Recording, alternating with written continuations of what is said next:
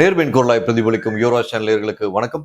கரூரில் விஜய் நம்ம எல்லாம் பார்த்தோம். இன்னைக்கு காலையில விஜய் அவர்கள் கரூர் சென்று அந்த முக்கியமா 41 பேர் அந்த கூட்ட நெரிசல் இறந்ததுக்காக கண்ணீர் அஞ்சலி செலுத்தணுன்ற விஷயங்கள் நம்ம 2-3 காணொலி மூலமா நம்ம தெரிவிச்சிருந்தோம் விஜய் அவர்களுக்கு. அது மட்டும் இல்லாமல் நம்ம பத்திரிகையிலையும் நம்ம தெரிவிச்சிருக்கோம். இதுல பார்க்க வேண்டிய விஷயம் என்னன்னா, இவர் போறதுக்கு முன்னாடி 2 நாட்கள் முன்னாடி எல்லாரும் வந்து இதன் ரிலேட்டடா வந்து கரூர் விஜய் அவர்கள் கரூர் போகக்கூடாது, அதுக்கப்புறம் அங்க 41 பேர் கொண்ட அந்த குடும்பங்களுக்கு எந்த வகையான அரசு பணி கொடுக்கக்கூடாது அப்படின்ற விஷயங்கள்லாம் வந்து பிரபாகர் என்பவர் கூட ஒரு வழக்கு போட்டிருந்தாரு. அந்த வழக்கு பதிந்ததுக்கு இன்னைக்கு காலையில் உயர்நீதிமன்றத்தில் உயர்நீதிமன்ற தீர்ப்பு வந்திருக்கு. என்ன சொல்லியிருக்காங்கன்னு பார்த்தீங்கன்னா, அரசு பணி தாராளமாக கொடுக்கலாம், ஆனால் டெம்பரரி பேசிஸ்ல கொடுங்க அப்படின்ற விஷயத்த வைக்கிறாங்க. உண்மையிலேயே வரவேற்கத்தக்க விஷயம். உள்ளபடியே அந்த விஷயத்தை எப்படி பார்க்கணும்னா, 41 பேர் போதுமான அளவுக்கு அந்த அரசு இருக்கும் போதே அவங்களுக்கு ஒரு நஷ்டஈடு கொடுக்கப்பட்டது. திரு விஜய் அவர்களும் கொடுத்தாரு, திருமாவளவன் கொடுத்தாங்க, அதிமுக எல்லா கட்சிக்காரங்களும் ஓரளவுக்கு ஷேர் பண்ணி கிட்டத்தட்ட 25 to 35 lakhs வர அளவுக்கு ஒரு கன்சல்டேட் பேமெண்ட் எல்லாம் அந்த குடும்பத்துக்கு போச்சு. அதுல மாற்று கருத்து இல்லை. ஆனால் நம்ம தொடர்ச்சியா அந்த கரூர் இன்சிடென்ட் நடந்ததுலேருந்து செப்டம்பர் மாதம் நடந்ததுன்னு நினைக்கிறேன், அந்த நாட்கள்ல இருந்து இன்னி வரைக்கும் போதுமான அளவுக்கு அங்கே காவல்துறை பாதுகாப்பு கொடுக்கலன்ற விஷயத்த நம்ம ரொம்ப இன்சிஸ்ட் பண்ணி அப்பயே சொல்லியிருந்தோம்.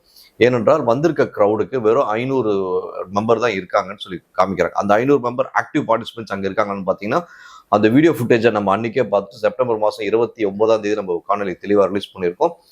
அந்த அந்த சம்பவம் நடக்கக்கூடிய சுற்று வட்டாரத்தில் மேக்சிமம் 150-200 பேர் மேலே கிடையாதுன்ற விஷயத்த பதிவு பண்ணியிருக்கோம்.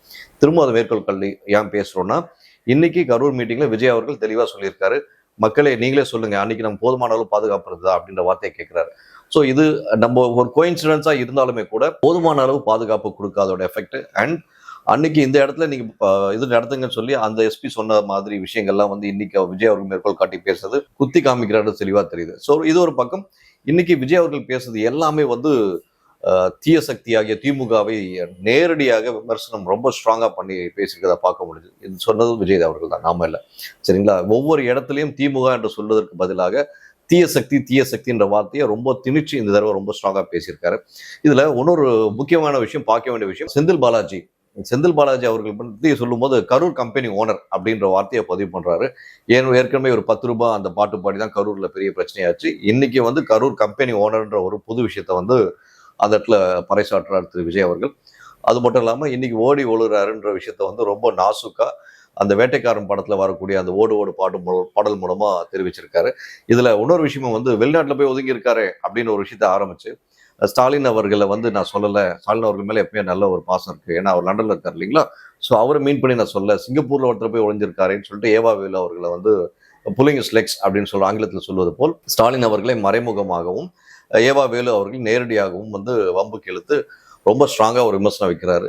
என்ன உங்க ஆட்சி காலத்துல தான் வந்து என்ன கரூர் பக்கம் போகக்கூடாது தடை போட்டீங்க, உங்க ஆட்சி தான் போயிடுச்சு, இப்போ என்னோட ஆட்சி தான் நடக்குது, நான் இப்போ வரது கூட எனக்கு என்ன தடை போட முடியுமா அப்படின்ற விஷயத்தெல்லாம் ரொம்ப ஸ்ட்ராங்கா சட்டிலாக அடிச்சிருக்காரு.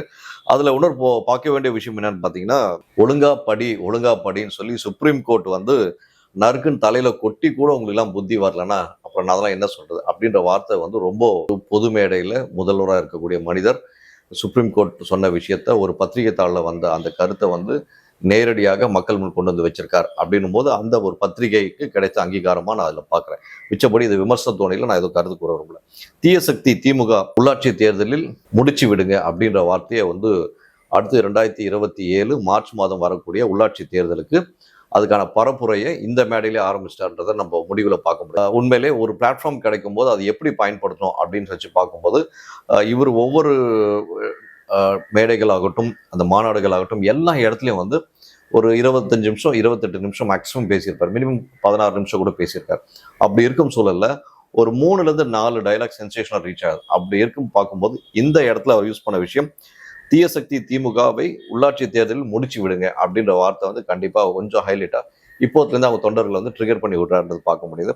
அப்புறம் கரூர் இன்சிடென்ட்டை பத்தி பேசும்போது, நான் மக்களுக்காக அரசியலுக்கு வந்த எல்லாத்தையும் விட்டுட்டு வந்தவன் அப்படின்ற விஷயத்த பதிவு பண்ணி ஏன் சொல்றாருன்னு பார்க்கும்போது, உண்மையிலேயே 2.5 வருஷம் முன்னாடி கட்சி ஆரம்பிக்கும் போது ஒரு பர்சன் 500 கோடி அப்ராக்சிமேட்டா ஒரு இயருக்கு டர்ன் ஓவர் பண்ணக்கூடிய மனிதர் எல்லாத்தையும் விட்டு வந்தாரு அப்படின்னு தான் எல்லாரும் பேசும் பொருளாக இருந்தது. அந்த சூழல்ல அந்த விஷயத்தை திரும்பி இன்சிஸ்ட் பண்ணி பேசுறது முக்கிய காரணம், தனக்கு பணத்தின் மீது எந்த நாட்டமும் இல்லை, தன் கூட இருக்கவர்களும் எந்த நாட்டமும் இல்லை என்ற விஷயத்தை பறைசாற்றி சொல்றார். ஆனாலும் இவருக்கு தெரிந்தும் தெரியாமலும் சிலர் வந்து ஊழல் செய்கிறார்கள், இவர் கட்சியில் அடிமட்ட லெவலில் இருக்க சிலர் செய்கிறாங்கன்றது அவ்வப்போது நம்ம பத்திரிகை மூலமாகவும் ஊடகங்களை பார்த்து இதை வந்து அவர் கண்ட்ரோல் பண்ணால் நல்லா இருக்குன்றது மக்களோட பார்வையாக இருக்கு. இன்னொரு விஷயம் வந்து பார்க்க வேண்டிய விஷயம், விஜய் அவர்கள் பேசினதுல ஊழல் இருக்கா, ஊழல் லஞ்சத்தெல்லாம் ஒழிக்க முடியாது அப்படி இப்படின்னு சொல்லி நிறைய பேர் நல்ல டைலாக் சொல்லி விட்டாங்க. ஆனால் நான் வந்ததுக்கப்புறம், நான் ஆட்சி பதவியில் வந்ததுக்கப்புறம் எந்த கவர்மெண்ட் ஆஃபீஸ்லயும் போய் பாருங்க, எங்கேயோ ஒரு இடத்துல ஊழல் லஞ்சம் கேட்குறாங்களா பாருங்க அப்படின்னு சொல்லி சொன்னாரு.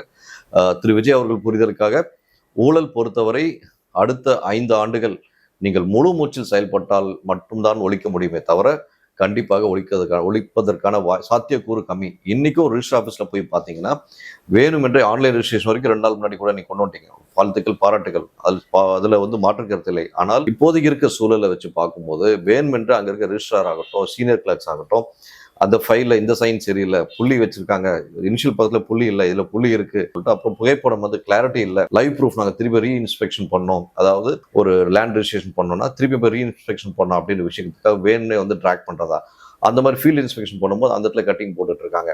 இப்போவும் சர்வேயர் வந்து ஏதாவது இடத்துல லேண்ட் சர்வேயர் எடுக்க வந்தா 1000 ரூபாயிலிருந்து 2000 ரூபாய் வரைக்கும் வாங்குறாங்க. இதை வந்து பொதுமக்களாகிய எல்லாமே வந்து எல்லாருக்கும் வந்து விழிப்புணர்வு இருக்கான்னு பார்த்தீங்கன்னா சத்தியமா கிடையாது. அந்த நேரத்தில் எல்லாருக்கும் டிஃபால்ட்டாக வந்து லஞ்சம் கொடுத்து பழகிட்டாங்க. ஒரு சிலர் வாங்கி பழகிட்டாங்க. இப்படி இருக்கும் சூழல்ல எதுவுமே வெட்ட வெளிச்சமா கொண்டு வந்து நேர்காணல கொண்டு வர முடியல. ஆனால் விஜய் அவர்கள் முதல் முறையா எந்த சிஎம்ஏ சொல்லாத ஒரு வார்த்தை, காமராஜருக்கு அடுத்தபடியா இனிமேல் லஞ்சம் சொல்லி யாரா கேட்டு உங்களுக்கு கேட்டாங்கன்னா தர முடியாது சொல்லிட்டு அண்ணனோட ஆட்சி நடக்குது, அண்ணன் அப்பாவோட ஆட்சி நடக்குது, தம்பியோட ஆட்சி நடக்குது சொல்லுங்கன்ற வார்த்தையை வந்து ரொம்ப ஸ்ட்ராங்கா சூப்பரா ஸ்மார்ட்டா சொல்லியிருக்காரு. மக்கள் அதை கரெக்டா உள்வாங்கிட்டு எவன்லாம் லஞ்சம் கேட்கிறானோ அவங்க கிட்ட இந்த வார்த்தையை சொன்னாங்கன்னா ரொம்ப சந்தோஷம். ஆனால் சொல்லி அந்த மாதிரி வேலை நடக்குமா அப்படின்னு பார்த்தீங்கன்னா 100% 99% வேலை நடக்க சான்சஸ் இருக்கு, அதில் மாற்று கருத்து இல்லை. ஆனால் வேலை இழுக்கப்படும் என்பதை நான் இந்த மூலம் பதிவு பண்ணுறேன். ஏனென்றால் ஒரு 3 நாள் 4 நாளில் ஒரு சர்டிஃபிகேட் வருதுன்னா ஊழல் இல்லாமல் பண்ணோன்னா 10 நாள் வரைக்கும் இழுப்பானாங்க. இப்போ ரிஜிஸ்டர் ஆஃபீஸில் நடக்கக்கூடிய விஷயம், திருவள்ளூரில் கடந்த 10 நாட்கள் முன்னாடி சில விஷயங்கள் கேள்விப்பட்டேன். அந்த இடத்துல திங்கட்கிழமை ரிஜிஸ்ட்ரேஷனுக்காக வராங்க, அதுக்கு வந்து ஏகப்பட்ட எக்ஸ்கியூஸ் கொடுக்குறாரு அந்த ரிஜிஸ்டர் கூட இருக்க அந்த ஆட்கள். திங்கட்கிழமை வந்து செவ்வாய்க்கிழமை பண்ணோம்ல, புதன்கிழமை அந்த ரிஜிஸ்டர் ஆஃபீஸ்க்கு பக்கத்தில் ஒரு டீ கடையில் போய் ஒரு செட்டில்மெண்ட் ஒன்று ஆகுது போல இருக்கு. ஆனதுக்கு அப்புறம் தான் புதன்கிழமை செட்டில்மெண்ட் ஆகுது. இதுதான் நடக்குது ரிஜிஸ்டர் ஆஃபீஸில். ஆனால் ஒரு 3 நாட்கள் முன் ஆன்லைன் ரிஜிஸ்ட்ரேஷன் கொண்டு வந்தீங்க, நல்ல விஷயம். ஆனால் இதுலயும் சில சேலஞ்சஸ் இருக்கு. என்னென்ன சேலஞ்சஸ் இருக்குன்னு சொல்லிட்டு புதன்கிழமை ஒரு காணொலியில் கண்டிப்பாக நம்ம சொல்றோம். இது போக ஆன்லைன் சர்டிஃபிகேட்ஸ் எல்லாம் ஆன்லைனில் எடுத்துக்கலான்ற விஷயம் கொண்டு வந்திருக்கீங்க, ரொம்ப ரொம்ப நல்ல விஷயம். இன்கம் சர்டிஃபிகேட்லேருந்து, பர்த் சர்டிஃபிகேட்லேருந்து, கம்யூனிட்டி சர்டிஃபிகேட்லேருந்து எல்லா சர்டிஃபிகேட் எடுக்கலாம்னு சொல்லி வந்திருக்கீங்க. இதுலேயும் சில செக்ஸ் அண்ட் மெஷர்ஸ் வச்சிருக்காங்க. சில இடத்துல ஆடிட்டர் மூலமா கன்சென்ட் வாங்கிட்டு பக்கத்தில் இசேவை மையத்தில் போய் ஃபைல் பண்ண சொல்றாங்க. ஸோ இசேவை மையம்ல எல்லாம் இசேவை மையம் ஹானஸ்டாக நடக்குதா அப்படின்னு பார்த்தீங்கன்னா நிறைய பிரைவேட் இசேவை மையம் இருக்கு இல்லைங்களா, அவங்க எல்லாம் 30 ரூபா 40 ரூபா 50 ரூபா 60 ரூபா வாங்க வேண்டிய இடத்துல ஒரு சிலர் 200 ரூபா 300 ரூபான்னு சொல்லி கொள்ளடிக்கிறாங்க. இதுவும் கூட ஊழல்ல வரணுங்க. அது மட்டும் இல்லாமல் 2 நாளில் பர்த் சர்டிஃபிகேட் கிடைக்கணும், ஒரு நாளுக்குள்ள எனக்கு கம்யூனிட்டி சர்டிஃபிகேட் கிடைச்சாகணும், எவ்வளோ செலவானாலும் பரவாயில்லன்னு சிலர் போய் கேட்குறாங்க பார்த்தீங்களா. ஒரே நாளில் கம்யூனிட்டி சர்டிஃபிகேட் வாங்கி தந்தா இன்னைக்கு 2000 ரூபாயில் ஒரே நாளில் கம்யூனிட்டி சர்டிஃபிகேட் அப்படின்ற விஷயத்தை கொண்டு வந்திருக்காங்க. இந்த விஷயம்லாம் எங்கே நடக்குதுன்னு சொல்லிட்டு அரசு இயந்திரத்தில் இருக்கக்கூடியவர்கள், முக்கியமாக விஜய் கூட இருக்கவர்கள், சிஎம் விஜய் கூட இருக்கவர்கள் இது ஆராயணும்னு சொல்லி பார்க்குறோம். இன்னைக்கு ஓவரால் பேசின ஒரு நல்ல விஷயத்துல விஜய் அவர்கள் பேசின அந்த ஒரு கருத்தானது, ஊழல் அதாவது லஞ்சம் கேட்டு இனிமேல் யாராவது வந்தா எங்க அண்ணன் கிட்ட சொல்லுவேன் அப்படின்ற வார்த்தையை ஸ்ட்ராங்கா சொல்லுங்கன்னு சொன்னார் இல்லையா, அந்த விஷயத்தை உண்மையில வரவேற்கும். 41 பேருக்கு டெம்பரரி பேசிஸ்ல நீங்க வேலை வாய்ப்பு கொடுக்குறீங்க. இது விஷயமா எங்களுக்கு வந்து மாற்று கருத்து என்று சொல்வதை விட அந்த குடும்பத்திற்கு அந்த இழப்பு ஏற்பட்டது யாராலும் சரி செய்ய முடியாது, அதுல எல்லோரும் மாற்று கருத்தும் இல்லை. அந்த குடும்பத்திற்கு தேவையான ஒரு கணிசமான தொகை அந்த நேரத்தில் கொடுக்கப்பட்டது. இந்த நேரத்தில் கொடுக்கப்படும் போது நாங்களே விமர்சனம் பண்ணோம். ஏனென்றால் தர்மபுரியில் கள்ளச்சாராயத்தில் இறந்த 63 பேருக்கு 10 லட்சம் ரூபாய் முன்னாள் முதல்வர் ஸ்டாலின் அவர்கள் கொடுத்தார். அப்போ நாங்கள் தான் விமர்சனம் பண்ணோம், யார் அப்போண்ட பணத்தை எடுத்து யாருக்கு கொடுக்குறீங்க, அவ குடிச்சு சாகிறது எதுக்கு எங்க வரி பணத்தை கொடுக்குறீங்கன்னு கேட்டோம். அதே போல கட்சி தலைவராக இருந்தவரோட கூட்டத்துக்கு அவர் நடிகரை பார்க்கறதுக்கு வந்தக்கூடிய மக்கள் வந்து இறந்துடுறாங்க. இறந்ததுக்கு யார் வணிபணத்திலிருந்து எடுத்து பணத்தை கொடுக்குறீங்க முதல்வர் சார் நாங்கள் கேட்டோம். அதுலேயும் மாற்று கருத்து இல்லை. ஆனால் இப்போ இவர் ஆட்சி பொறுப்பு வந்ததுக்கு அப்புறம் அந்த மக்களுக்கு இவர் செய்யக்கூடிய இந்த வேலையானது உண்மையிலே இது வேறு விதத்தில் தான் பார்க்கப்படுது, விமர்சனத்துக்கு உட்பட்டது அல்ல. ஏனென்றால் ஒரு சிஎம்க்குன்னு ஒரு புரோட்டோகால் இருக்கு, அந்த புரோட்டோகால் படி அவரும் நடந்து கொள்வார் என்று நாங்களும் நம்புகிறோம். மீண்டும் ஒரு நல்ல சந்திப்போம். நன்றி, வணக்கம்.